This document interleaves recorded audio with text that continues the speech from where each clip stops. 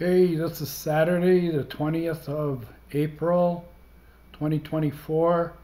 I'm going to go through getting on the Maricopa County tax map.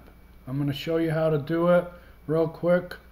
Okay, you go to Arizona County, Maricopa County tax map, and when you click on it, you have this. This is a disclosure page that you agree, that you understand. Right here, and you can get to zoom in. If you don't have the parcel map, just zoom in to your location. I'm zooming into the Sundance Golf Course. I'm eventually going to get to my lot over here overlooking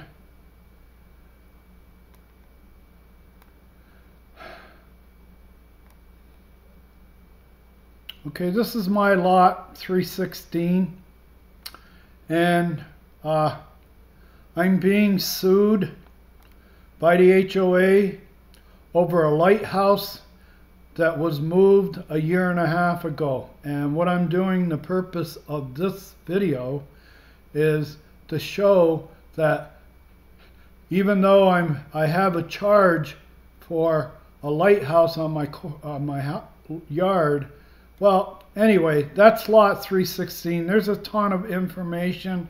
If I were to click on lot 316,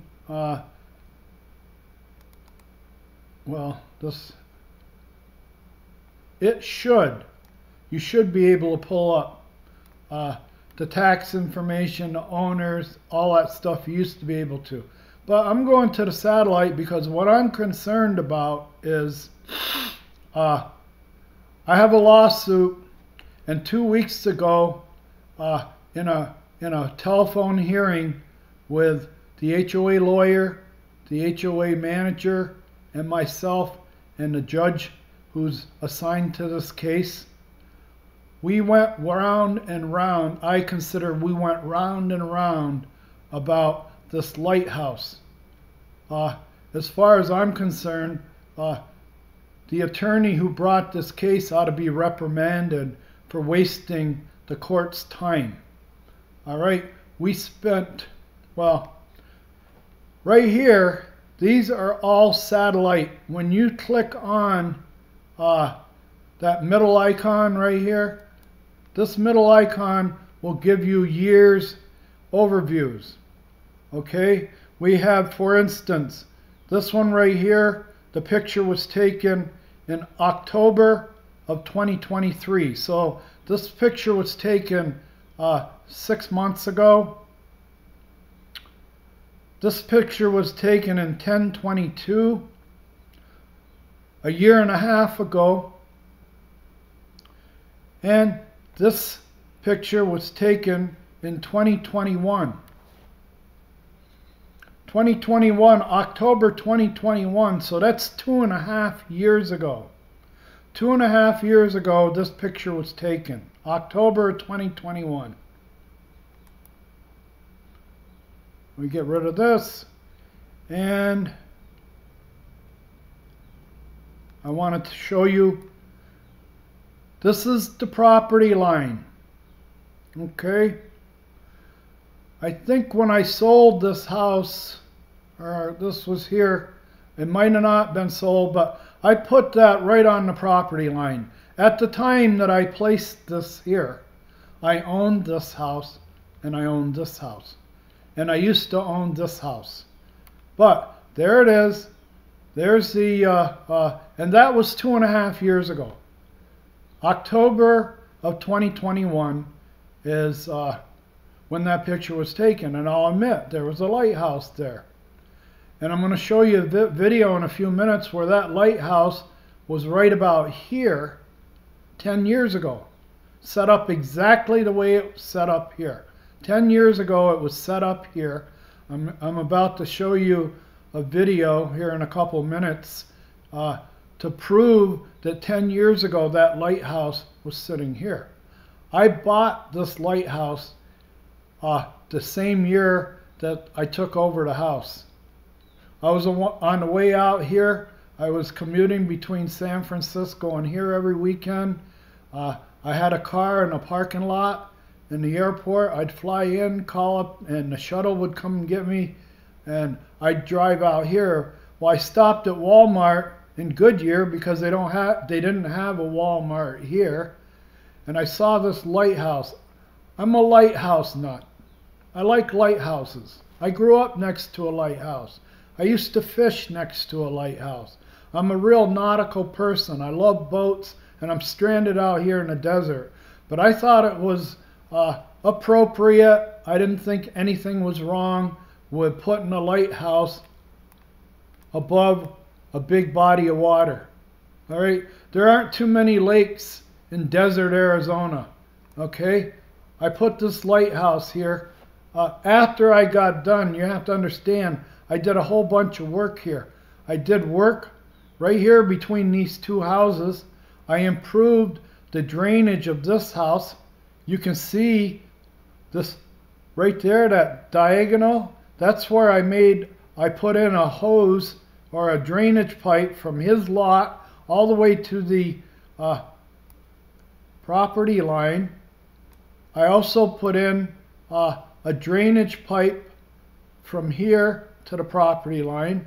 I put in 2 more drainage pipes from the downspouts of the gutters to the property line. I did that 4 times on 2 houses. 1 here, 1 here, 1 here, 1 here. Plus I've got that 4-inch drain line on top of that. And I have a 4-inch drain line going through here, all the way out. Okay? And what I did is I took a spur off this house. I finally convinced the man that was living in this house that we had a drainage problem. He finally saw it. He finally got it. He called up a contractor, and then when the contractor came out, who was a drainage expert, he looked at it and said, "Your property's all screwed up. They messed you up. You need to fix it." So then the fella says, "Okay, I'm going to give you permission to do what you have to do to make my house drain properly." Well, what I did, and my worker, I hired a worker, and we replaced all this rock. We took up the rock, we sifted the sand and pebbles out of it, and then we put landscape fabric down. And what we had here was an engineered retention basin. When they graded the lot, they made a depression around this tree. They put they just depressed the land a little bit. Well, what that did is that kept water from going to the street. Before any water could get to the street from this little depression here, it had to defeat a couple inches of water. So every time it rained, this depression held water. It was a retention basin. Also up here, just off the air conditioning unit, and all in front of the house. From here to this bush is uphill from the house. It wasn't supposed to be that way. It wasn't engineered to be that way. But tribal knowledge, they got a word out here in Arizona. It's called tribal knowledge. Okay? Tribal knowledge, I'm going to give you a little tribal knowledge about golf course construction. They make this line high. We're over the golf course. Runoff has to run from these lots onto the golf course. And they were designed to run onto the golf course. But when that plan got out here years ago, tribal knowledge is we don't allow water onto the golf course. Even though the golf course is designed to be the skid plate in a monsoon, we're not going to let that happen. We're going to elevate this line, and then we're going to put berms. And from the patios, all 3 patios here, it's going to be uphill to the property line, or at least halfway, and we're going to have a berm. Well, I diffused that, but all of 22, I think it was the summer of 22, that summer, and 21, me and my partner reworked all this. And earlier that year, I reworked all this. On the 4th of July of 2022, I was out here working, lifting up all this rock so that I could sift it. I had leaks. I had this job all done 5 years ago. I went through 5 years ago and I did the job. I thought it was done. I put plastic down. You got to understand, we got a drainage problem here. The lots don't drain. So I thought I fixed it, and then I started getting leaks. When you get a huge water bill, you got a leak. And the reason you have leaks is the builder's special irrigation lines are that 1/2-inch black plastic line. If it gets kinked, damaged, stepped on, anything during its installation, it's a weak point. And they have aneurysms, and when they have an aneurysm, you're going to have a huge bill. So after I did all this work between both houses, putting down plastic and grading and trying to keep the water off the lot, I had to do the job all over again a couple of years later because I had leaks, and I have video. But I want to show you, there it is. Now this is, like I said, this is October of 2021. Now we're going to go a year later, October 2022, and I think I had sold the house by then. This is October 2022, a year and a half ago. There's no lighthouse there. There's the property line, no lighthouse. The lighthouse is sitting over here. Okay, I pulled it back away from the line. Okay, nobody can see it. All right. So for a year and a half, it hasn't been there, but I got a lawsuit that arrived 2 months ago that tells they're suing me for an injunction relief to remove the lighthouse that was here. It was gone a year and a half ago. I'll tell you the story. The man that I sold this house to just a realtor, and he put all kinds of money in the house. He upgraded, painted, marble countertops, new appliances. He probably spent 30 or 40,000, maybe even more money on upgrades, and the house sold. And the guy that sold it was from the Pacific Northwest, decided to rent it. But when he bought the house, like I said, when he bought the house, this is where the lighthouse was, right on the property line. There's the lighthouse. And he bought the house, just said, I'll take it. But he came in, and as soon as he got here, for some reason, he didn't want the lighthouse there. So the lady that rented from him, I thought, for once, I'm going to have somebody I can get along with. When I first met her, we were very cordial with each other. I thought, boy, I've got a neighbor here that I can talk to, get along with. Well, about a month or two after she moved in, which was somewhere in 22, sometime in 22, while she was here, this is October 22, the last one was October 21, so somewhere between October 21 and October 22, she came out one day while I was out here working. I'm always out here working. I've lived in these yards for the last 10 years. Okay? She came out one morning and told me, she goes, there'll be a crew here today to get the lighthouse out of here. They're going to get rid of the lighthouse, which I was kind of, excuse me, it's on the property line. Why did you buy the house if the first thing you want to do is get rid of this lighthouse? All right? But it was right here on the property line, no more than 4 or 5 feet from these hedgerows. And it was up on a little pedestal. So it's set up in the air a little high. It probably sit 5 feet in the air, not 7. Okay? Like the lawsuit says. But the lawsuit came to me 2 months ago. And the first thing on the lawsuit, the first complaint, is the lighthouse. And I feel that the attorney, before they sent this lawsuit out 2 months ago, they should have visited up here and taken a look to make sure, is the lighthouse still there? Because that's the main part of our lawsuit. That's the opening, that volley of our lawsuit. The opening charge is he never took down the lighthouse. The lighthouse is gone. It's sitting over here. Nobody can see it. Now, we're going to go to, this was taken in October 2023, a year later.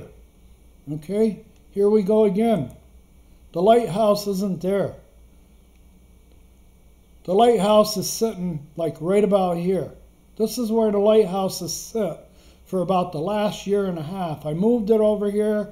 I took it off its pedestal. It's much lower. It's not as tall as it was.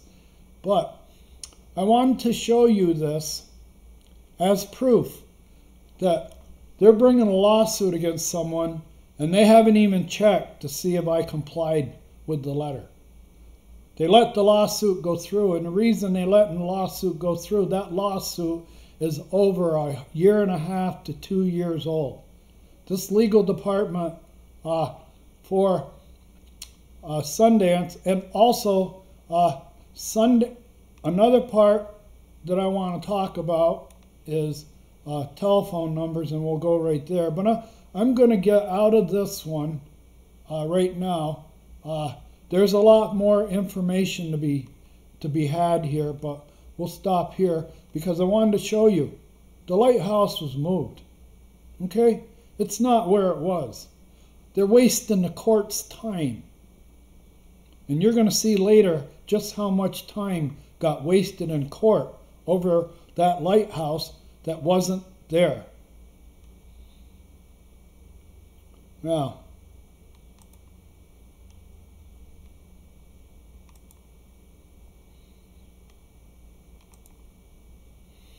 I made this video right after I had the phone call.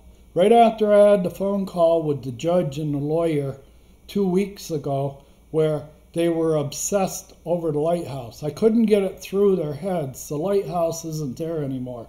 And to think that hasn't been there for a year and a half, and it consumed about 5 or 10 minutes, maybe even more, of my time with the lawyer, my time with the judge, the time that I spent $235 to have a time with the judge was wasted over talking about a lighthouse that wasn't there anymore. I'll start this. Okay, I'm demonstrating to the camera. That is the solar, but this was made of foam. It doesn't weigh anything. It had a lot of coloring, a lot of different coloring on it, but it's been sitting out in the sun for 20 years here. I bought that in 2004. Before Christmas in 2004, I closed the houses in October of 2004, and I bought that at the Walmart in Goodyear, okay, off Estrella, 20 years ago. And it's been all over my yard. But when the new man came in, the new owner of the house, and she told me a crew's going to take it out, I took it down. All right, now let's get out of this. And I'm going to show you okay.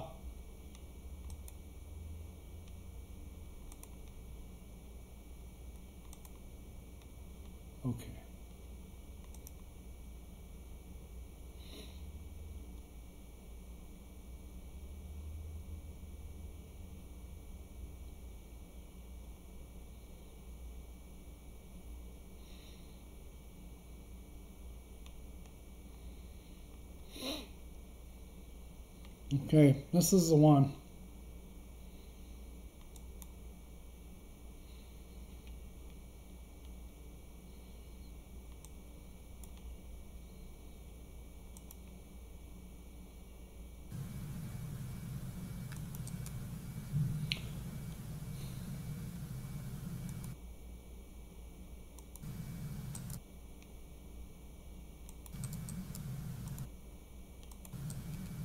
What the hell?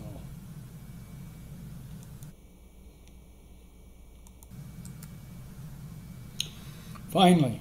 Okay, good morning. As you know, in my videos I'm being sued by the HOA for having a lighthouse, putting a lighthouse on my lot without permission.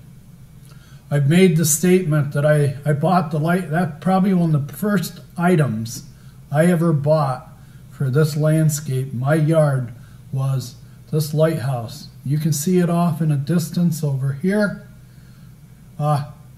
That's basically where it was when the lawyer wrote it up. Now this video is 10 years old.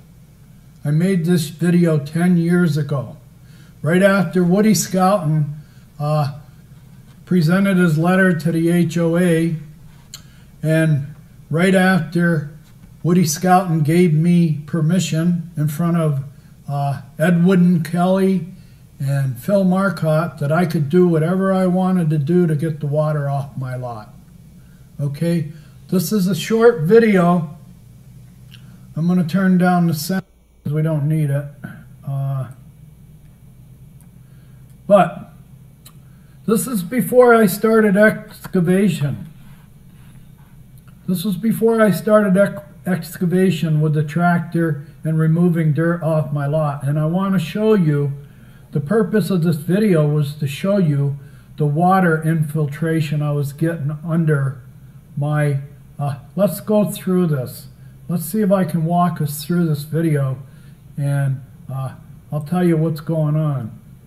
Okay, first of all, I hadn't put in any pipes from there where you see that retention basin.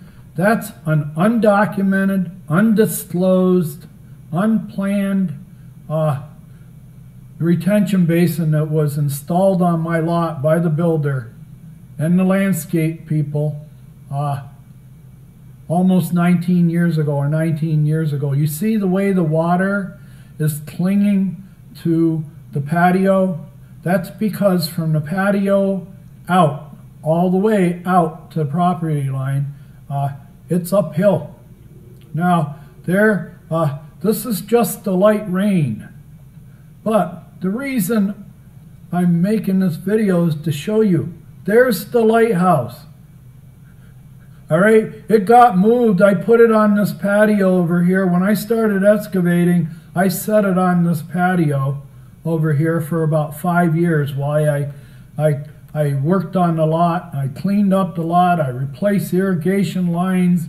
I sculptured the lot. I had to put crushed stone. I was moving rock. I worked on this property for probably 8 years straight.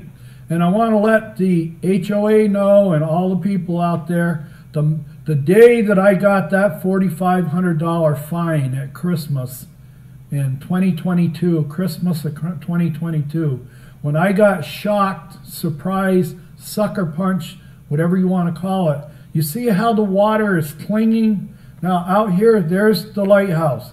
It's sitting exactly the way it was when the lawyer walked onto my property and then wrote it up later.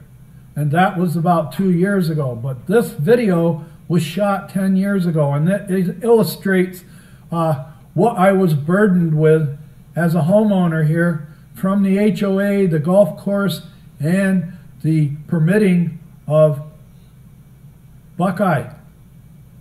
This house right there was lowered intentionally by the builder, and that's the result. This house on the left is 3 inches higher, 2.5 inches, and it's 3 inches by now. But you see all that water that's migrated up? That causes termites. That's soaking under the house. This is a light rain, okay? And you see how the water, can you imagine how much water my lot retains like a sponge in a deluge? This wasn't even a strong storm. It was like a light storm that rained all night, rained overnight, and look what we have. A permanent, forever and ever, 1,000-year retention basin installed on this lot as a substitute for the retention basin that was filled in at Tract A and Parcel 12. This makes me sick to look at it. It should make any homeowner sick to see this. This is before I started. Now, I sent you the video of me bringing in a tractor, putting in lines, grading the lot. This was all done, but this was 2014, 10 years ago. So for me to be getting, right now, we'll get out of this, and we'll get back to this, and I'll get back, and I'll show you the lighthouse was described, as a 7-foot tall, made of cement. Here's the lighthouse. Okay, I want to show you. I made this this morning. I made this video this morning. This is where it sits now. Okay. So, this lawsuit, now I'd like to revisit the lawsuit video, and I want to take it step by step. And the court, I'm sure they're not going to like it. The lawyers probably won't like it. But I want to talk about when I got that summons about 8 o'clock at night. I'm in for the night. I'm 75 years old. I got my pajamas on. I'm watching TV. Bada bing, bada boom, the doorbell rings. And this lady hands me a 67-page charge lawsuit. And I didn't sleep for 3 days. I didn't eat for 3 days. There was like 8 or 9 charges on this lawsuit, and the first 4 or 5 charges were that I didn't pay a fine. Every fine I paid. And so I spent the first day, when I woke up the next morning, I spent most of the day on the phone to my bank, my credit union, trying to trace down canceled checks for the dues for the fines I had paid. Some of those fines went back 2 years, 2 and 3 year fines that he was saying I didn't pay. And so that was the first day and a half, and I'm strung out. I'm strung out. I can't believe it that I'm being charged $100 a day by 8 a.m. When I get my invoice every 3 months, they've added about $2,800 to it every 3 months in fines. The fine started October 1st, 2022. Okay? Now, I did a lot of running around. I gave one lawyer about $150, $200. I gave another lawyer $350. I almost got killed driving around Scottsdale to see this lawyer.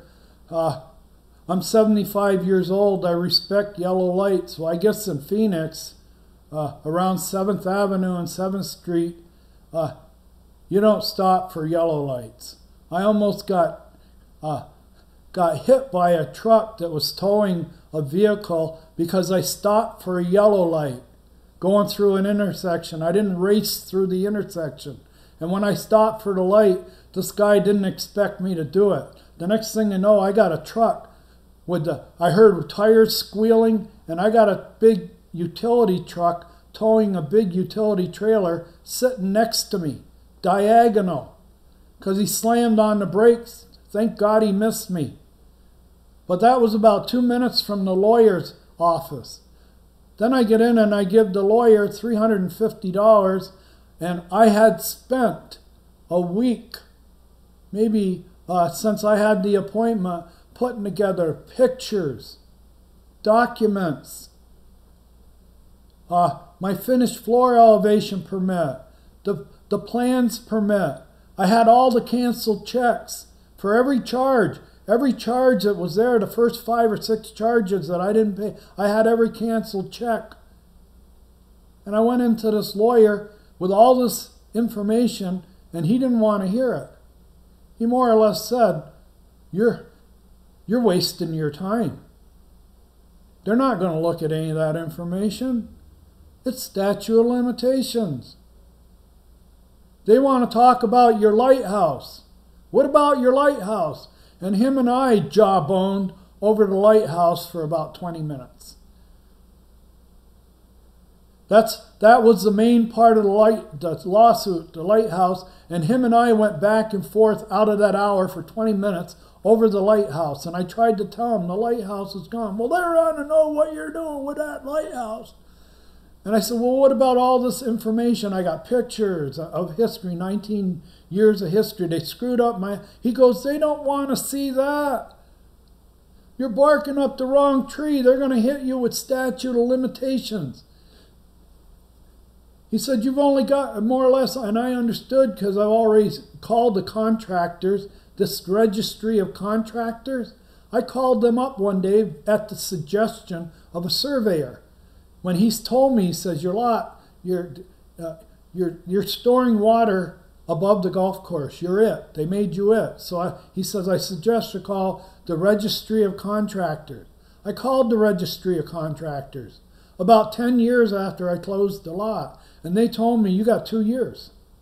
So that's what this lawyer was telling me. He goes, if you didn't find it in 2 years, and I said, well, I found it. It took me about 10 years. Well, gee, have you done anything about it? Did you do anything about it? Well, I don't have long financial legs, okay? I can't afford to go out and get a lawyer. I knew about it, but what could I do about it? Well, they're not going to want to hear it. And if you're going to take this attitude that you're going to go back in time, I don't even want to represent you. I don't even want to represent you. Why don't you go home? That was one visit to a lawyer, $350 for an hour, just to tell him I don't want to go into court with you. You're going to want to go back in time. You're going to want to run the case. You're going to want to talk about stuff that I don't want to talk about and the court don't want to talk about. Okay, so I went home. And about a week before that, I had talked to a lawyer. I gave the lawyer, I think, $195 for an hour. And he never got back to me. I sent him videos and everything. The trouble is that one of the biggest industries in Arizona is HOAs. HOAs are one of the biggest industries in Arizona. And they're totally unregulated. They're unregulated. They have very few statutes regulating HOAs. They're free to do what they want. Okay? The second industry, the second largest industry in Arizona is golf. Everybody admits golf is the 900-pound gorilla for an industry in Arizona, and it's not regulated. It's not regulated at all. You can put a golf course anywhere. You can put a golf course and have a house right in front of the tee box and hit that house every day and nobody's going to say anything to you. You bought a house on a golf course, even though they aim golfers at you every day. And the third biggest industry in Arizona is collections. It's a huge industry. It goes hand in hand with HOAs. All right? Now, I want to start this video, and anybody that complains that I'm out of line by scrutinizing a phone call or regurgitating a phone call, I just want people out in YouTube land to understand this is what they can do to a 75-year-old person. I'm single.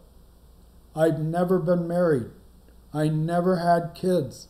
I own the house outright. I'm the biggest target in the world for HOAs.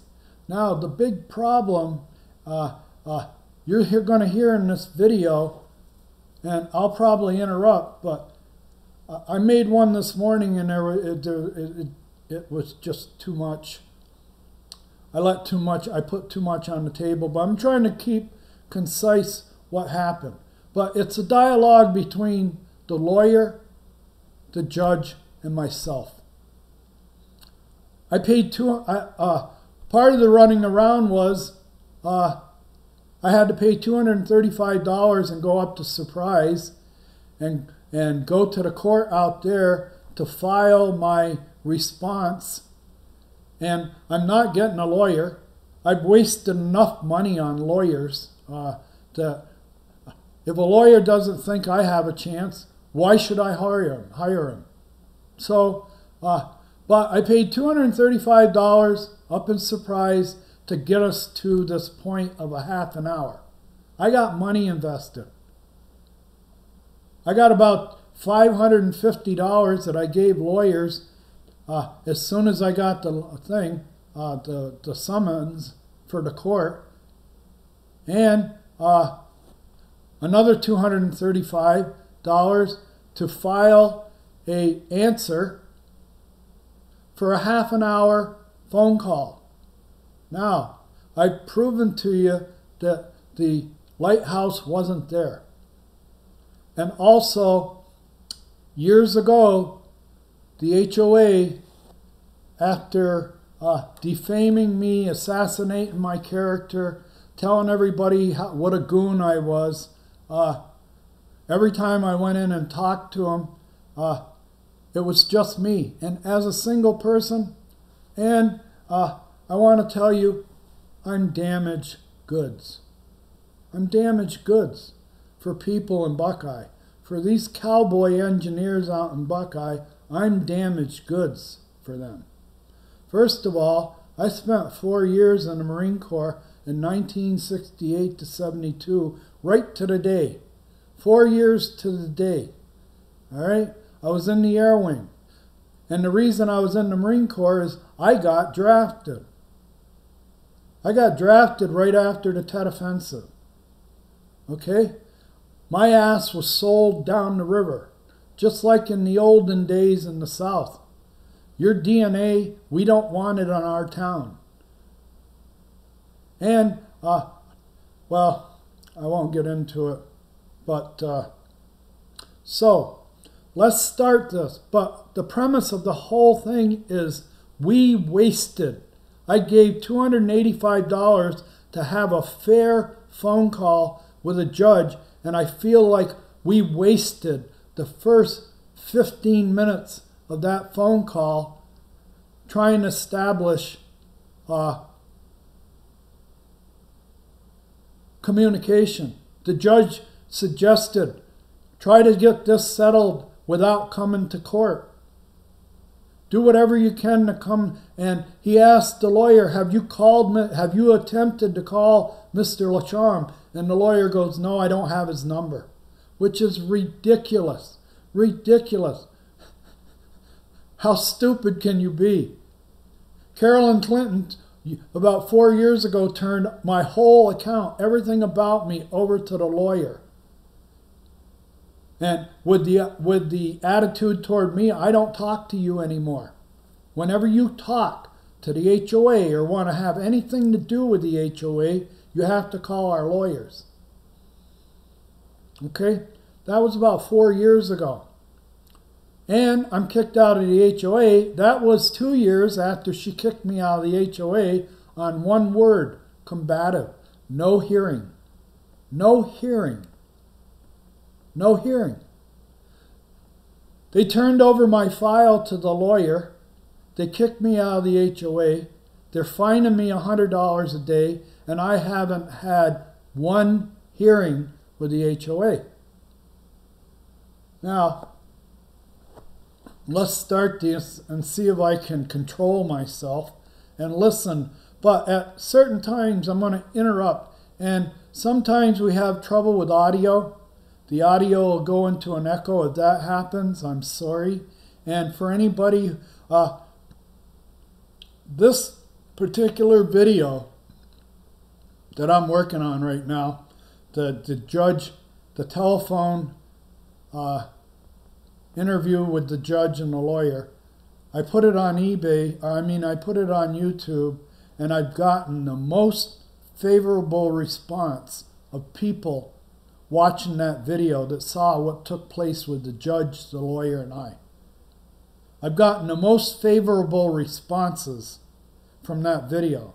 So I'm going to do it again and hope I get more. But anybody that endures my videos from start to finish, thank you very much. And to anybody that says I like you, thank you very much. I'm sorry for any echo as we go through there. We might have times where you're hearing the echo chamber whenever they talk and I'm not talking. But please, this is from a guy who has been beat up, raped, gang raped in Buckeye by the local officials. The police department, civil engineering in downtown, they all had a chance to rape me, okay? And the HOA, and there's even ex-Marines that know everything about what I went through and they won't even step up and help me. Nobody is going to man up and say, yeah, we screwed you. We didn't know you were a Marine. We didn't know this. We didn't know that. You were just an outsider. You were a California investor, and we don't like California investors. That's why we screwed up your house. That's why we made you a water slave above the 6th hole. Now, let's start this. Like I said, I'll try to control myself, but you're going to hear, I'm going to interject probably a few times. But for the first 15 minutes of this video, I want you to listen and listen carefully. All it was about me giving him my phone number, that we should be talking.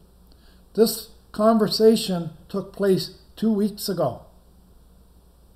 And the judge made me or requested from me, you have any problem giving your phone number so he can call you? And I gave him my phone number. It's been weeks. He hasn't called me. He hasn't called me. Nobody's called me. It's the human factor. It's ego. I probably in that legal team, they're probably out of the three or four guys on that legal team they have, none of them are over 40 or 45. And especially the first lawyer that walked onto my property, Austin Ballio. I bet you I'm at least twice his age. He's probably not even half my age. Okay? Now, I have to run around, do all this BS because of a lighthouse, and we wasted 15 minutes over a lighthouse that wasn't there and a phone number that he should already have. His excuse for not talking to me was he didn't have my phone number. BS. BS. Okay? So let's start this again, and I will jump in, but listen. Adult Village Homeowners Association, Inc. versus Seward Lachaume, and I apologize if I mispronounced that name. Please announce appearances. Thank you, Your Honor. This is Trevor Ash for the plaintiffs, Sundance Adult Village Homeowners Association, and Carolyn Clinton, who's the community manager, is also on the line. Thank you. And I'm Seward Lachaume. I'm the defendant, and I'm here present. Great, thank you.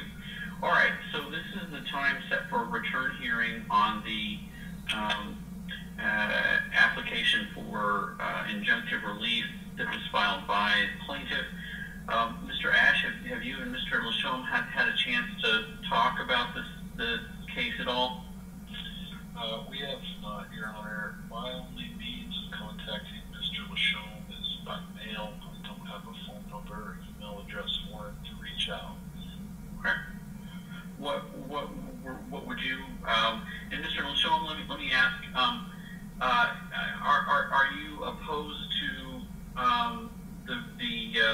request that's before me, which essentially would require you to remove the lighthouse structure from your property.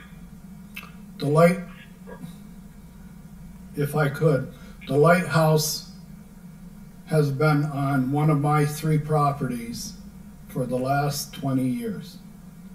Okay, it's I paid $29 for it. It's made of foam. It's not 7 feet tall. It's not made of cement. It's been someplace. So let me jump in just a second. Sorry, just so you understand. So today's not the day when the court's gonna enter a ruling or make a decision on the issue. So what I don't want is I don't want everybody to really kind of argue their case to me today. I want to give everybody a chance to argue their case to me, but today's just not the day for it. Today really what we're doing is figuring out what do we do next. And so if you're wanting to oppose what has been requested by the plaintiff in this case, that's fine. And what we'll do is we'll set an evidentiary hearing, and at that hearing, everybody will have an opportunity to come and present testimony and exhibits and evidence, and the court will make a determination. So I just don't. I understand you may completely disagree with everything that the plaintiff has alleged, and that's fine, and that's the nature of a court proceeding. But today's just not the day when I'm going to make a decision or a ruling on this. So we're just trying to figure out where we go from here. So in short, though, my question is: are you opposed to their request that the lighthouse be removed? The lighthouse has been removed. I removed it to another part of the property. It's been all over both properties. It's removed. Okay? If I would have gotten the letters, registered mail, return receipt, I would have accepted them. I'm kicked out of the HOA. I've been expelled out of the HOA for 7 years. I don't go on their website. When they send me a letter and there's no picture and all there is an alphanumerical code, and I have to go on their website and do cyber somersaults to see the picture, I don't go on their website. I was kicked out 7 years ago on one word: combative. No substantiating what I did to be combative, just combative. You're kicked out. Your key card's been eliminated. So I don't have any communication with the lawyers or Caroline. Caroline's hung up on me about 3 times, and I have recordings of her hanging up on me. She hangs up on me. I don't have to talk to you. Talk to the lawyer. I hope I'm helping you, and please, thank you for explaining that to me. But when you say, am I opposed to moving the lighthouse is not where it was before. It's been all over both properties. I'm sorry if I elaborate and I'm going into territory I shouldn't, but it must be maintained or established right from the start. I was kicked out of the HOA 7 years ago. They've had nothing to do with me. Your Honor, with Garrett, if I speak for a moment. Sure, Mr. Ash, go ahead. I do just want to say that this isn't just about the lighthouse. There's a long history here of alterations to the backyard of Mr. Lachaume's property. The CC&Rs require him to fill out an architectural application and ask the association if he can make a particular alteration, let them know what it is. There is a lighthouse of some sort back there, but there's also other issues. Particularly, and probably the biggest one, is he built some sort of gravel structure in the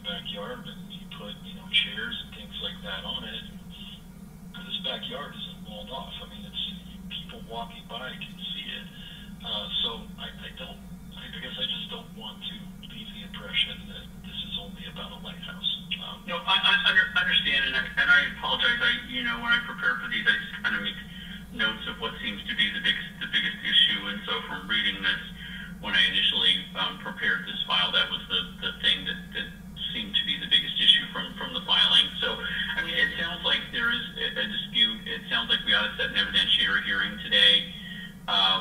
What I'm going to do is encourage between now and that evidentiary hearing the parties to communicate and see if they can reach some kind of a resolution that would negate the need for that hearing. And if you can't, that's fine. That's what the court's here for. We'll have the hearing and we'll make a determination on this. But it might help, Mr. Ash, you indicated you don't have a way to directly contact Mr. Lashome other than mail. Mr. Lashome, would you be comfortable providing Mr. Ash with your phone number and or an email address so that the two of you could communicate between now and that hearing that I'm going to set? Well, thank you for being patient with me. I don't do this for a living. Okay, I've never been sued before. I've seen lawyers and they more or less given up. They go statute of limitations. All the history that you have with the Sundance Active Adult Community stems on the fact that I have a letter from a Buckeye engineer decertifying the access easement that's in our parcel. I also have my permit for building my house. My house was built. So again, sir, I want you to get a chance to present that to the court, but we need to do it on the day when both sides are presenting evidence and when everybody's actually in the courtroom and I can see the documents that you're talking about. So again, just what I need to know is, are you willing to provide a phone number and or an email address so Mr. Ash can have communication with you between now and the evidentiary hearing that I'm going to set today?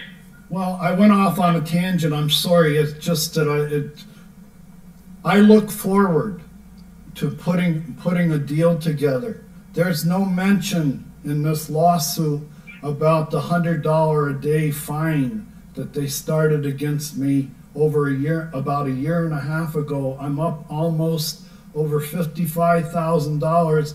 So I feel like double jeopardy. I'm being sued by the plaintiff. I'm also being fined $100 a day for almost a year and a half. Which one do I address? It's like double jeopardy. Well, sir, I'll explain. So I look forward to. Let me explain. So when we set an evidentiary hearing, and it's probably going to be at least 30, if not more, days out that we set that. That hearing is only going to address the request for injunctive relief, which is the plaintiff's request that is set forth in their application for preliminary and permanent injunction, and what they lay out in there is that they're wanting you to abide by the declaration and make changes in your yard that in their view comply with it. So it would not be the evidentiary hearing we set would not be on any monetary issues at this point. That would be part of the case that would be resolved at some point. But the only thing we would be addressing at an evidentiary hearing that would be set fairly soon would just be their request for injunctive relief, which is that they're asking the court to order you to make changes to your yard to comply with what they say you have to comply with. And I have no way of knowing whether you're in compliance, you're not in compliance, whether what they're saying is valid or not today. And that's why we need to set that evidentiary hearing so I can get evidence from both sides, see what everybody's talking about, and make a decision. But in the meantime, we need to set that hearing, and in the meantime, it's going to be necessary for you to have some communications with the other side, because I'm going to set some deadlines of things that you all will need to do, including exchanging copies of exhibits you want to use and putting together what's called a joint pre-hearing statement. And so it's going to be necessary for you and Mr. Ash to have communication during that time. And so mail is one way to have communication, but it's a really slow and arduous way to do it. So that's why I'm just wondering whether you're willing to provide him with a phone number and or an email address to facilitate communication between now and that hearing. Well, yeah, I can do that. I'd love to talk to him. I've been trying to sell this house for 10 years. And I can't sell it honestly. I can't sell it honestly because it was built wrong. No realtor will list my house. I've gone through about a dozen realtors. If they said, if you insist on telling the truth about your house being built wrong, we don't want the listing. And that's what my history. And I would hate to do all this preliminary trial thing and bring all these documents in, like where he says I haven't paid the fines. I paid every fine except the last one. I paid every fine he said I didn't pay. And if you read the complaints, the first 4 or 5 complaints, they're very vague, ambiguous. They said, you're doing something in your yard, whatever you're doing, stop. Caroline knows I have a drainage problem in my yard. They built it not to drain. I hate to go off on a tangent like this, but when you're saying bring all this into court, if I... I'm sorry, but I have to interrupt you because I have another hearing at 10:30, and we've got to work out setting this hearing date and some other things. So is there a phone number that we can provide, that you can provide for Mr. Ash so he can contact you, or perhaps it may be easier, Mr. Ash's phone number is listed on his filing. Maybe you can give him a call in the next day or two, and that way you all can kind of at least start the communication going that's going to be necessary. But if you want to provide him with a phone number now, I think that would help. Well, it's okay. My number is 623-386-1138. That's my landline. I don't want to give him my cell phone because enough people have got my cell phone. Yeah, that's fine. Mr. Ash, did you get that number? Okay. So now we ask Mr. Ash, how much time do you think in the courtroom we will need for the presentation of evidence for both sides? Okay, I want to stop this. We're at 14 minutes. 14 minutes into a 26-minute hearing, telephone hearing.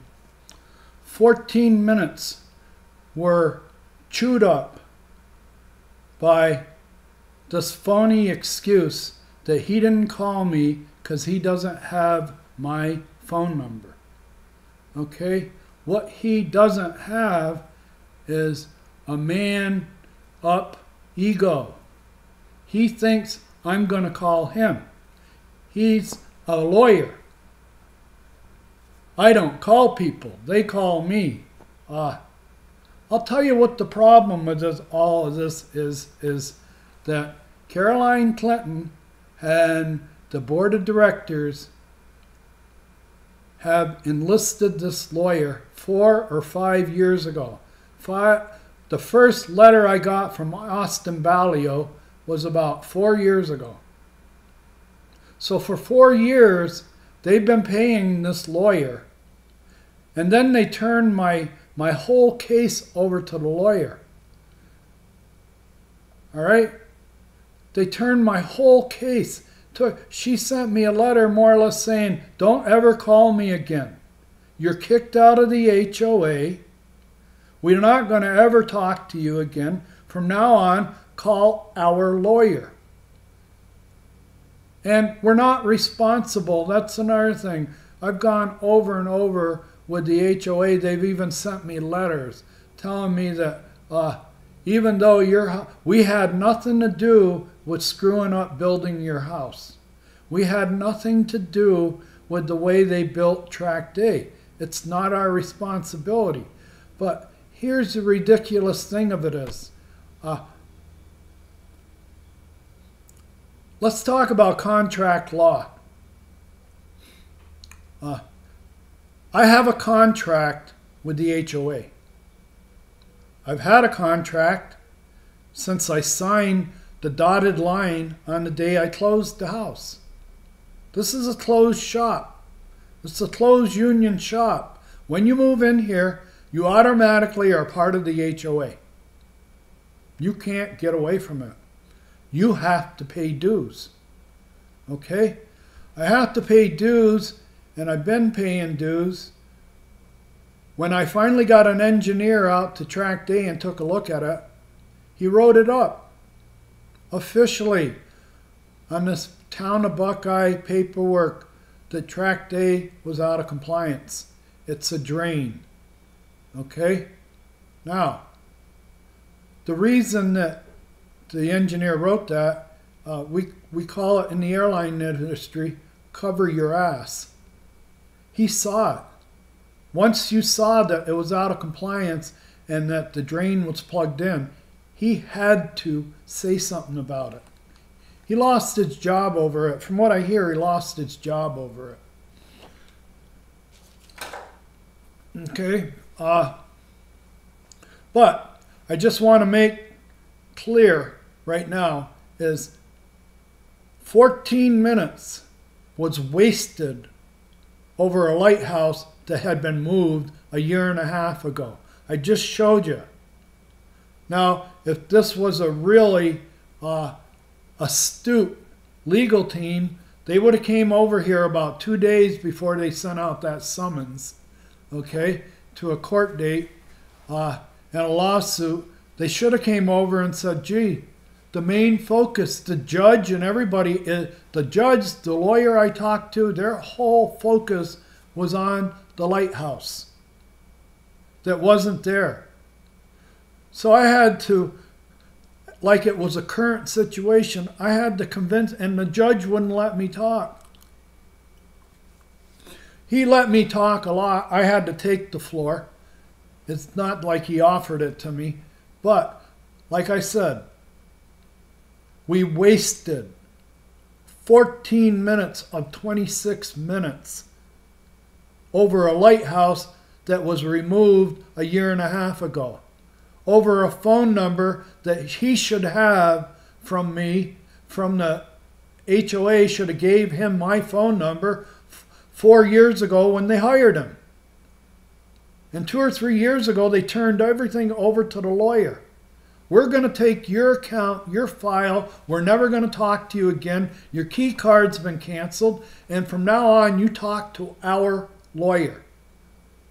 And that lawyer, this was 2 weeks ago, this hearing, and the lawyer hasn't called me. He isn't going to call me. No way. He's got too much ego to call me. And I'll tell you what the big bugaboo and the biggest thing that lawyer is worrying about right now and the HOA is worrying about is the lawyer fees. They employed him 4 years ago to get involved in my case. They've been employing him for 4 years and sending me letters and having him send me letters, right? Well, he's got a ton of fees. He's probably run up $100,000 in fees. They're not going to let me off the hook for that. The HOA owes that lawyer fees for turning my account over to him 3 or 4 years ago, or when they kicked me out of the HOA. Now, he's a collections lawyer. Okay? They're a collections lawyer. I have a contract with the HOA. Let me get back to the contract. Here are the elements of a contract. You have the parties. Okay? You have time. You have place. You have consideration. And in exchange for consideration, which to me is dues and money that I'm sending to the HOA, I'm not sending the dues and the money to the lawyer. I'm sending it to the HOA, and per the contract, Carolyn has to talk to me. She has to. If you don't want to talk to me, you have a contract. We have a contract. Per the contract, you should give me a hearing. before you do anything with my account. What it is you're overstepping executive privilege. The board and this young lawyer has told you that for a fee, this young lawyer has told you and the board that you don't have to talk to me. This isn't some treaty you had with the Indians 100 years ago and you decided judiciously that that treaty doesn't exist anymore, it doesn't apply. It does. I send you money every 3 months on time in dues. You had no right to turn everything over to the lawyer and have them start charging you until you gave me a hearing, until I had to sit down with the board. And you won't give me a hearing because you don't want to talk about track day and you don't want to talk about my house being out of compliance. Now, if I get this all resolved with the HOA and I get you to call off the dogs, give me a pardon, whatever you want to do, there's still that lawyer fee that has to be paid. The HOA went out on a limb and they hired a lawyer to come after me, and they should have talked to me first. The HOA never tries to get a hold of me. All they do is instead of calling me, the courtesy of calling me. I've had 3 houses here. I had 3 houses that I paid dues on for about 9 years. And then for another 4 years, I paid dues on 2 houses. And now for about 2 or 3 years, I paid dues on 1 house. I've probably given you over $40,000 or near $40,000 in dues over the last 20 years, only to have you treat me like I'm an Indian out on the plains in Minnesota. The treaty don't apply anymore. I still got a contract with you. I'm still sending you dues money. If I send you dues money, you have a responsibility to me. That's what these young people out here don't seem to get. That this executive privilege. She's been given executive privilege to not talk to me. That's kind of rude. All right? I'm a loyal dues-paying member. I've never missed a fine or a dues payment until this last fine. And the reason this last fine was put on me, $4,500 before Christmas, is because in February they were having another board election. And they knew that I was going to nominate myself for the board. So they had to find a way to keep me from nominating myself to the board. So they put this $4,500 fine on me out of nowhere. And they said, if you want to run for the board this year and have your poison pen letter, your poison pen statement about track day, making us all look bad, then you're going to pay $4,500. Now, I went off on a tangent again. We're going to start this, but like I said, that lawyer wants his fee. They employed him 4 or 5 years ago to take over my case, and they quit talking to me. And they sent me a letter. First of all, they sent me a letter criticizing how that I approached Caroline outside of Walmart. I ran into her casually. She had kicked me out of the HOA 6 months earlier for 30 days. And the 30 days went by and I never had anything to do with the HOA for 6 months. Okay? It makes me sick to walk in there. And I know as soon as I walk in there, everything I say is going to be twisted, over-amplified, embellished, all right, to where I look like I'm out of line. So I didn't go in there, but I did run into her at the store in Walmart, and face to face, without that big mahogany desk between us, that fort she stands behind when she talks to you, and without any of her little minions around as a witness, I just approached her. I said, hey, more or less the thing of it is, I had a letter and you said 30 days and I haven't done anything. I haven't seen you. I haven't talked to you. I haven't been inside. You canceled my key card. Well, it's 6 months later. So I just asked her straight to face, Caroline, can I get back in the HOA right now? Just more or less, I didn't say it, but the 30 days is up. Well, she went into, I have to do with the board, and I got a little heated. Why do you have to ask the board? Okay? But she took it as I was about to attack her. Okay? I love these women with their false vanity. This false, oh, I was assaulted. Oh, you raised your voice to me.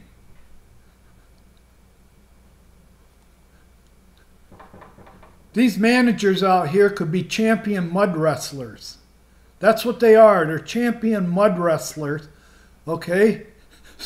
So don't tell me how afraid you were of me. You weren't afraid of me. And then along with that letter, I get a conduct letter from Don Bassler saying, no matter whether your Tract A is right or not, or no matter whether your house is built right or not, you're not going to get back in the HOA until you drop your argument about your house being built wrong and about Tract A being out of compliance. Until you drop that argument, we're considering every time you walk here and want to talk about it, you're being combative and out of line. Simple. Now, I have to pay dues to an outfit, to an authority that knows that I can't sell my house. I can't sell my house. Honestly.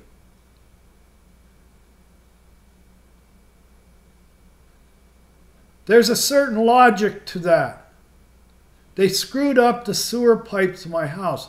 One of the most major utilities in a house are the sewer pipes. Everybody takes it for granted until you have a problem with Roto-Rooter. And you got to call up Roto-Rooter. Or maybe on the most important day of the year, you could be having a memorial for somebody that just passed away, where you got like 15 people visiting the house, flushing toilets. You got a little get-together. They're using the garbage disposal, stuff like that. And the sewage backs up. And guess what? You got to cancel your little memorial because the sewer pipes don't work. Why don't the sewer pipes work? Because nobody told you honestly when you bought the house that the sewer pipes were out of compliance. So you were very cavalier for the first 5 or 6 years you were here. You had people visiting from out of town. You always had house guests. You were throwing parties. You're very sociable. You're always throwing parties. All right? This house isn't for you. I'll tell you what this house is for. This house is for a single airline pilot with a small life. An airline pilot that's been working with the minimum equipment list regulations during his old equipment, a whole career. MEL. This house is an MEL house. It has an MEL sticker on it. It has an operational restriction on it. An operational restriction. I have to tell the new buyer, if you come in here and you're cavalier with the sewer pipes and you throw parties and you lose control of the garbage disposal, you don't know what's going down it, you don't know what's going down the toilets. Right now, I never use over 3,000 gallons a month. The only time I use over 3,000 gallons a month is when I have a leak. And that includes my watering. That's it, 3,000. Just me. Now, if I can get a pilot to come in here and accept the MEL, accept the operational issues that you're not going to put anything down the sewer pipe without strainers, you never run the garbage disposal, You don't throw big parties. As long as you do that, you might be able to have a nice flight with no problems and get you to the destination. That's why I have to tell and to think that no realtor will allow me to put that on a listing. I know. The realtors, I put a for sale sign in front of my house. All the realtors come up and they're all excited until I tell them that it was built wrong. First of all, they built the lot to store water on it. So I've been a water slave. I've been storing water under my house. The first 9 or 10 years, I stored water under my house. Okay? And then I spent 9 or 10 years diffusing that. Tractors, excavating, adding pipes, adding gutters, adding underground lines from the gutter to the street. I did all this work. Now, the lawyer's going to worry about, where's my pay? Where's my pay? I've been working for you for 4 or 5 years handling this guy's account. You've run up a bill. Well, I'll tell you the bill I've run up. First of all, I put in mini splits. I installed 2 mini splits. I put solar on my house, and I spent about 10 years on tractors, all kinds of money receipts, fixing my lot so it would drain. So do I have some remedy? How about giving me some monetary revenue? How about giving me some monetary relief for all I had to do to my property? Now, I'll stop here. I went off too long. If you're still with me, we'll start again. But I wanted to make it clear. We wasted 14 minutes of this hearing over a lighthouse that wasn't there. So that was a bogus charge. Everybody focused on it. And then to have, you heard him say, well, that's not really why we wrote him up. That's not the biggest issue. The biggest issue is we got history that goes back. All right? That lighthouse, that's just an excuse. Well, the lighthouse was bogus. He wasted the court's time, and he wasted, for $235 for this hearing, he wasted about $125 of my $235 worrying about a phone call, a telephone number. I thought it was ridiculous to be lectured by a judge about a telephone number and to be requested a telephone number when he's had my telephone number for ever since they turned everything over to him. Let's start again. And if we get an echo when they're talking, I'm sorry. Your Honor, I'd say probably in this case 4 to 5 hours. So really like a whole day, basically. Possibly so, yeah. Okay. I don't want to underestimate. No, I understand.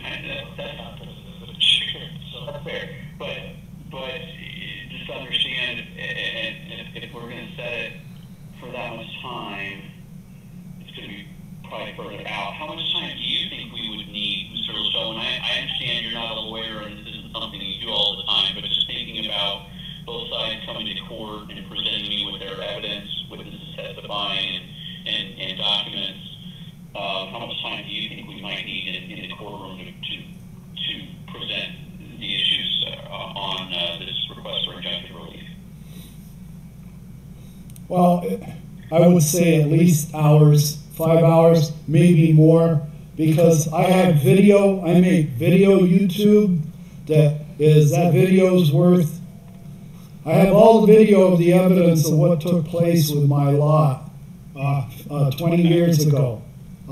They made me I have statements from surveyors and everything else, and Caroline knows I've had a drainage problem. All the work that I've done. That's all I'm saying. I look forward to talking to a lawyer, but whenever I call Caroline, she says talk to the lawyers. I don't have to talk to you. That's what I've gotten 4 times calling her. I don't have to talk to you, and she hangs up.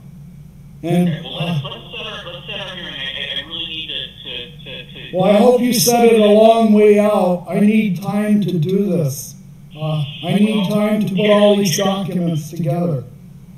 So here's where I'm looking at doing this. So we, when a party requests injunctive relief, as the plaintiff has done here, it's incumbent upon the court to try to set a hearing to resolve that as quickly as we reasonably can. Unfortunately, because of the amount of time this is going to require, I don't have anything available until the first week of June, so that's about 60 days. So that should give everybody plenty of time to get ready for this and also to explore whether there's a way to resolve it. What is your availability, Mr. Ash, on June 6th? To my knowledge, available. I don't want to deal with June 6th. I don't want to deal with June 6th. I want to take it out longer. He's got his case already done. He doesn't have to do anything except show up with his paperwork. I have to defend myself. I know all about this. I've done enough online where it's an advantage to the plaintiff's lawyers to have it resolved as quickly as possible. I'm the defendant. Now, nobody's answered me. Sir, understandably so, the Arizona law, when a party is asking for injunctive relief, the court is obliged to get something set quickly. This is setting it further out than I normally would, but it's because just that's the nature of how full my calendar is, and because of the length of the hearing that we need. So this is a reasonable amount of time for anybody to be ready for this. So are you available to? Well, I want to make the statement. I disagree. I've got a $60,000 lien against my house right now, and it's... I want you to hear what the lawyer says here in about 2 seconds. I do have a $60,000 lien. All the invoices. My last invoice was $52,000. That was about 2 months ago. Okay? So, I do have a $50,000. But listen what he says when I try to explain to the judge that I've got a $100 a day lien for a year and a half that's up to probably around 60 by now. And listen to what this lawyer says to the judge. It's not mentioned in any of these filings. This filing wants to sue me $1,000 a day on top of being sued, and Your Honor, there's no $60,000 lien. Well, oh, I can't. I'm glad you said that. I'm glad you said that, because when I show up in court with all the invoices, with all the... I just want to say, you heard him say there is no $60,000 lien. Okay? $100 a day liens on it. They're not talking to you. Your Honor, it's like dealing with 2 HOAs. I have the HOA being run by Caroline and Buckeye, and I have the HOA being run by AAM out of downtown Phoenix. And AAM has been charging me $100 a day. I'm up to over almost $60,000. And now I've got this to deal with. I feel like I'm in a shooting gallery. I feel like Donald Trump in New York right now.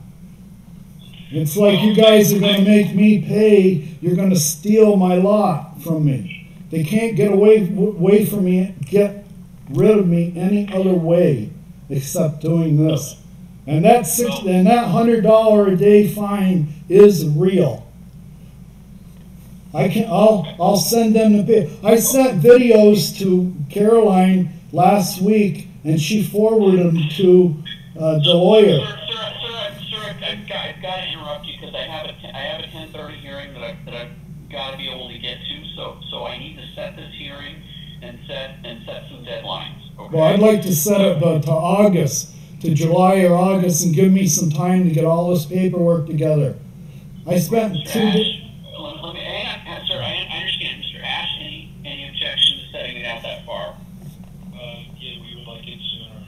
Yeah, it's your advantage. This has been going on for several years, so. Okay, all right. So I'm going to set our one-day bench trial on June 6th at 9 a.m. It's in person. I protest. I protest. Oh, I'm sorry. I'm sorry, I didn't understand what you said, sir. I protest. I don't have nearly enough time to put all this evidence together. This goes back 19 years. It'll probably take 2 days to go through all the history I have with the HOA. And thank you for being patient with me. This is the data I'm going to set. We're noting your objection, but we're going to set it for June 6th at 9 a.m. And I'm going to set some other deadlines. So you probably should take some notes on this, sir. I want to make note about these deadlines. We'll talk about deadlines before.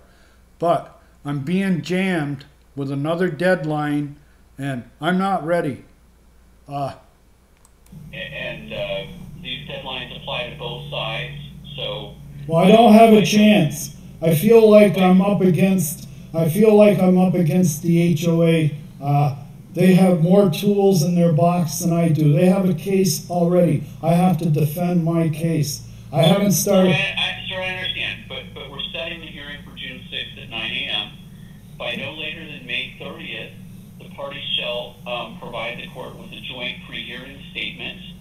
By no later than May 23rd, the parties shall exchange copies of their exhibits and a list of any witnesses they intend to call at the hearing. I understand, sir, you're saying that you are wanting that some of your exhibits may include video.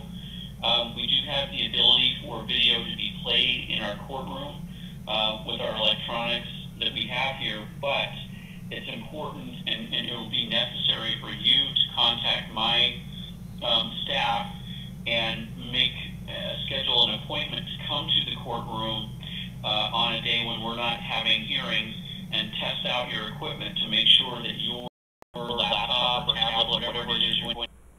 Okay, for a 75-year-old man, I have to make a 60-mile drive through heavy traffic to get to a court that I don't even know where it is. This is another advantage that the attorneys have over me. They know where that court is. They take it for granted. They know where it is. They're in it all the time. They know what's going on. This is all brand new one-off for me. Anybody that's ever attempted to do anything technical, anything that requires a lot of concentration, things like that, the first time you do it's going to be the worst. These lawyers do this every day. And they're all set up, but they're out of date. They wasted time on a lighthouse that got moved. All right? When he said back before that people were walking by my house, the only people who walk and see that lighthouse are bad golfers. Bad golfers. If golfers played a 6-hole and they stay on the fairway, they never see my house. It's only the golfers who can't play golf.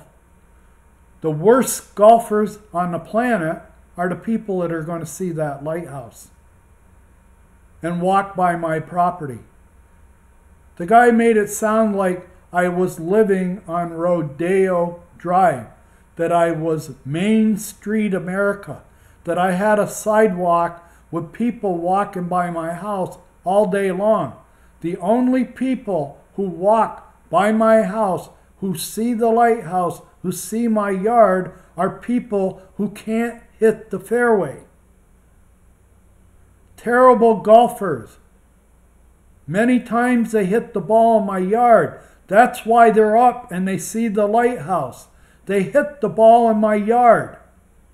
And those are the people that he's telling you that walk by my house every day who are being disturbed by seeing a lighthouse. or having to look at my yard. The only people that get to look at my yard, like I said, are golfers that can't hit the ball straight. Amateurs, beginners, novice. Those are the only people that get to see my yard up here. I'm up on a hill. If they stay down on the golf cart, on the golf course, they never get to see my yard. Going to use to present your evidence that's going to work well with our system that we have here. So please make sure you contact the court to do that. I'm going to give you an email address right now because that's probably the best way to do it.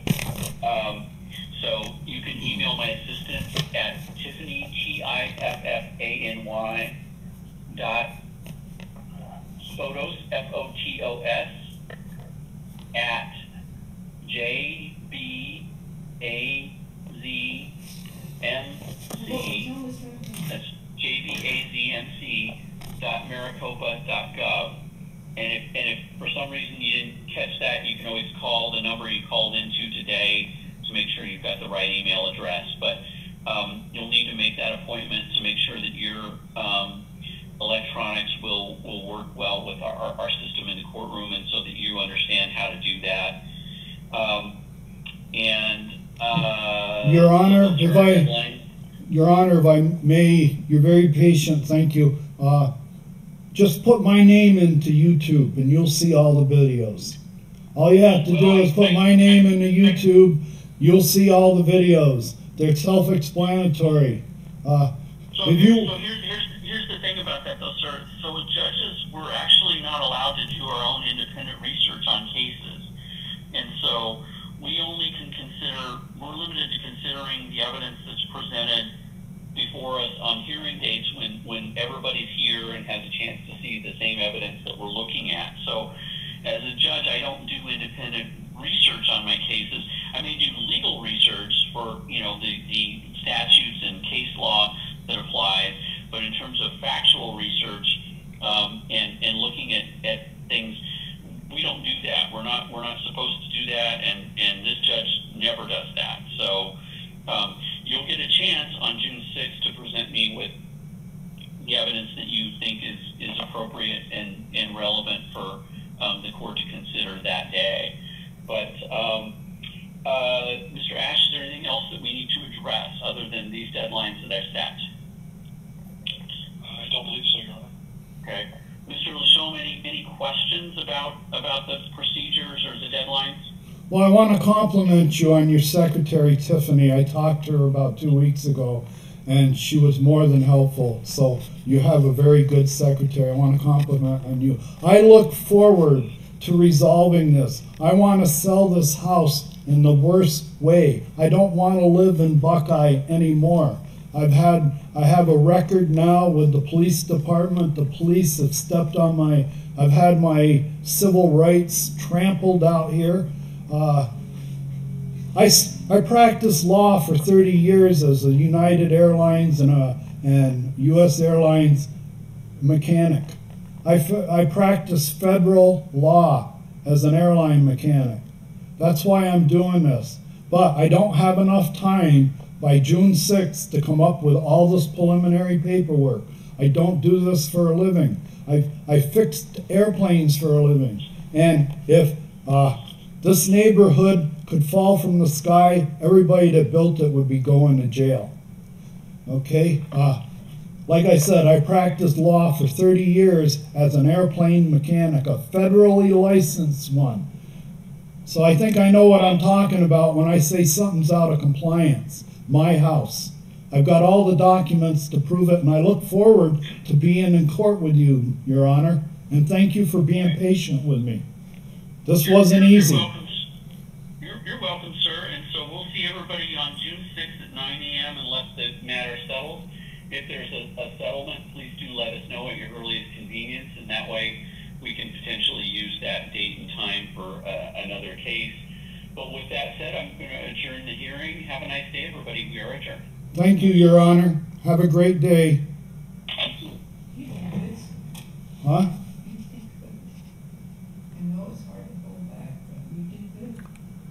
Okay. I've done that. I'm going to say at one time the judge, when I asked him, I need more time, he went through that little spiel that when somebody brings injunctive relief, we have to expediently, as soon as possible, get it into court. It's Arizona law. I've never seen the country in the condition it's in right now. I'm afraid that if Trump loses the next election, that there's going to be civil war.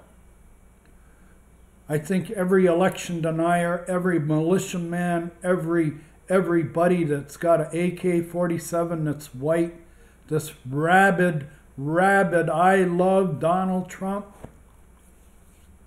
I'm getting pretty sick of seeing it, and I'm getting scared. I'm getting scared that he would actually win. If he wins, this is going to be Nazi land. Nazi land. And I'm scared. I look at white people. I look at people that are white, and they look intelligent, and they're friendly, great personality. And when you say something about Trump, they look at you like you got two heads. And the first thing they say is, I love Trump. The gas prices were half of what they were when he was president. They judge his whole presidency on the price of gas. We have rabid inflation right now. The reason we have rabid inflation right now is about 2 years ago, 3 years ago, they gave every man, woman, and child in this country about $3,000 or $4,000 in COVID relief. I got some checks. I maybe made a couple thousand. Everybody got one of those. Before you start saying, blaming Biden for $4 gas, $4 a gallon gas, maybe you should take a course in economics, a college course in economics. And look up, when you get in that college course, look up what is called the inflationary spiral. The inflationary spiral is if you put money into an economy, if you dump a lot of money into the economy, which they did, they gave every human being that was a citizen here about $2,000 to $3,000 to spend. And then they had that Child Credit Act, so if you were raising children, it put even more money in your pocket. And you wonder why you got inflation? You're blaming Biden. You're giving Trump all the credit for the low gas prices. He didn't have a thing to do with that. And I want to talk about, he was spouting about Arizona law. It's Arizona law that we have to expedite this right to the courts as soon as possible.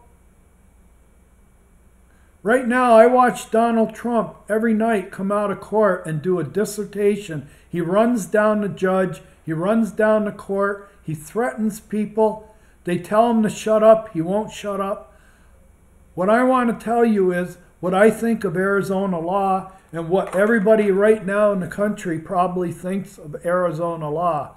When a judge, I respect the judge, and I'm not knocking him, but this presentation where he says Arizona law. Right now, Arizona law is the laughing stock of the country. You go on YouTube, every comedian's got a 10-minute routine on Arizona's 160-year-old abortion law. Now, to bring you up, this is 2024. 160 years later, and last week, the Supreme Court of Arizona, instead of striking down this 160-year-old law that doesn't allow for an abortion in the case of incest or rape, the woman still has to have the baby. All right? The Supreme Court last week could have stepped up and struck down that ancient 160-year-old law, and they didn't. Right now, everybody in the country, if they're not laughing, they're wondering, what's going on in Arizona? What are those people thinking about out there? Huh? Are they spores? Do they live in a cave?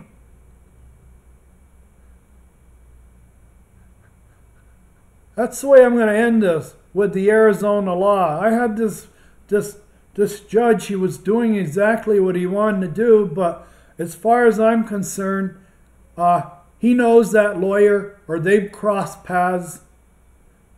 I've done the research on both of them. Okay? They belong to the same church, or it appears that they do. They were all educated in Salt Lake City. What's that tell you? And they're all about 20 or 30 years younger than me. This judge is probably 30, 35 years younger than me. And the lawyer's even less younger. If that judge is 55, I'll be surprised if he's 55 years old. I'm 75. All right? The optometrist told me yesterday that it's time to get my cataract fixed. I've had a cataract for about 3 years, and he's finally told me it's time. Go get it fixed. And instead of, and I want to say one more thing before I leave. I'm 3 weeks older than King Charles. I'm 3 weeks older than King Charles. I was born October 23rd, 1948. That happens to be Independence Day for the state of Israel. That's their 4th of July. October 23rd, 1948. And on the 14th of November, 3 weeks later, Charles was born. Now, I don't have limousines carrying me all over town whenever I have to go to the judge with my cataract in busy traffic. 75 years old, I don't have the people of England carrying my ass around. I got to do it myself. All right? I'm already challenged just with my age.